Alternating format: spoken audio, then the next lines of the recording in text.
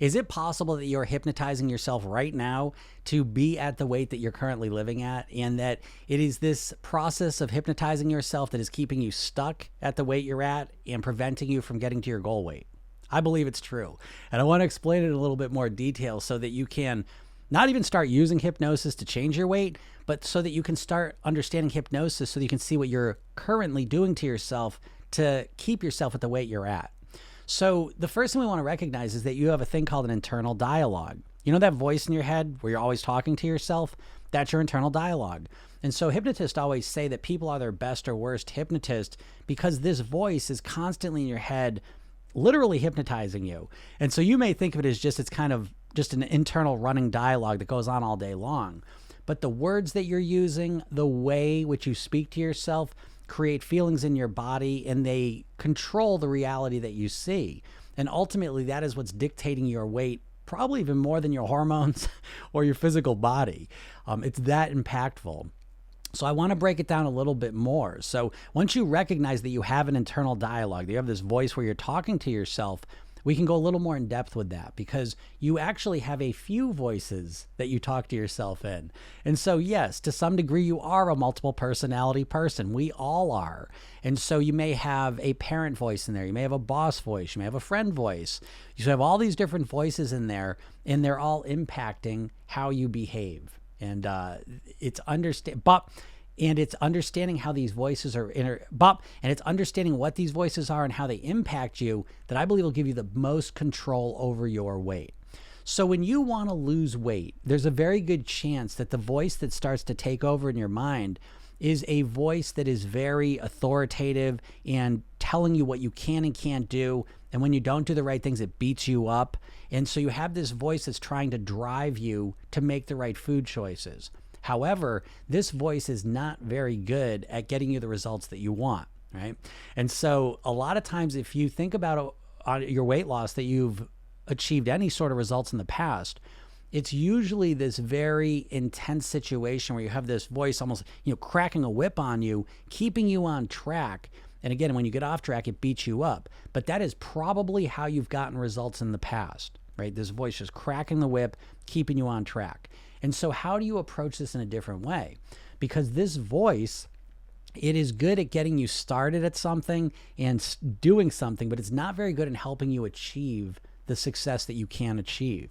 Because this beating you up, this cracking this whip is a very unpleasant, unhelpful way to try and change your behaviors. And ultimately, there's no room for growth or improvement or evolution within this paradigm because this voice just says you either do things right, and when you do things wrong, it's because you're a bad person, you need to be punished. Well, I think a better way to approach this is that you start creating a new voice in your head, one that is more kind, supportive, encouraging, so that when you make mistakes, this voice says, okay, what happened there? Let's see what's going on. It's not because you're a bad person. You've had this habit of eating at night for the last 20 years. So of course it's not going to change instantly. Let's think about what happened and what we could do better the next time around. You see? And so when you start to develop this sort of voice in your head, it is much more effective for helping you lose weight because the reason that you're not losing weight is not because you know what to do and you just need to get yourself to do it. That's that old paradigm of needing the whip cracked on you. It's more that you don't know what to do and you need to learn and practice how to do it. You technically know I should eat better, but that means almost nothing. That's like if I want to play the piano and I've never played and I say, well, I know how to play piano. I just need to, hit the right keys at the right time in the right order. Well, that doesn't describe anything. And at the end of the day, what's going to allow me to play the piano is how much time I spend practicing on it. And it's the same thing with your weight. So when you start to approach your weight as something that you need to practice eating well.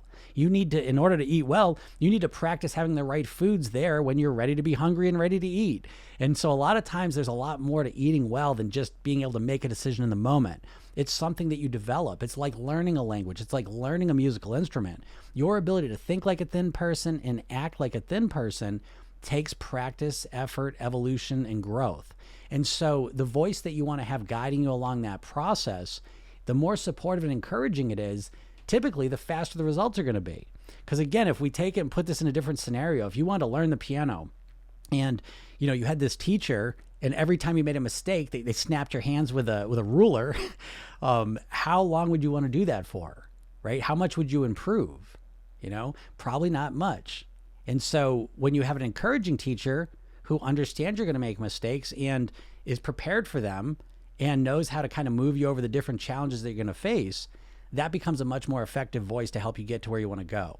So this is something you have to take into account. And so the first step is recognizing it, right? You can't just listen to this video and be like, okay, now I'm going to be in support of encouraging with myself. You see, even developing this encouraging voice is like learning another language. So it's not about, oh, I know I should be more encouraging, now that's what I'm going to do, because you have your old habits and behaviors of beating yourself up to motivate yourself.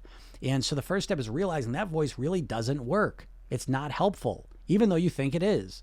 And as it starts to dawn on you that this voice is not helpful, I really do need a more encouraging, supportive voice inside my head guiding me along this process. Then you start developing it and you build it up just like you would learn another language almost. I know that may sound silly, but that's a much more accurate way to approach it than thinking that just because I know I should be more encouraging and supportive, then that's just what I'm going to do now. Knowledge and behavior are two separate things. And that gets to the core of this process. You've approached weight loss like just because you know what you should do, you should just do it. There's no respect for all of your habits and the routines and the way you've been living and thinking for the last 20, 30 years. Okay. So this is much more of a process of training yourself, practicing to be healthy, creating a lifestyle, thought patterns, habits, behaviors, eating strategies that keep you thin and healthy at the goal weight that you want to live at. And it takes practice. And so again, it comes down to what voice do you want guiding you along that process and which one do you think is going to be most effective. So take some time and start paying attention to the voice that's already in your head, right? I'm not saying this and making it happen. I'm pointing out something that's been going on your entire life and will continue your entire life. You will constantly be in your head talking to yourself.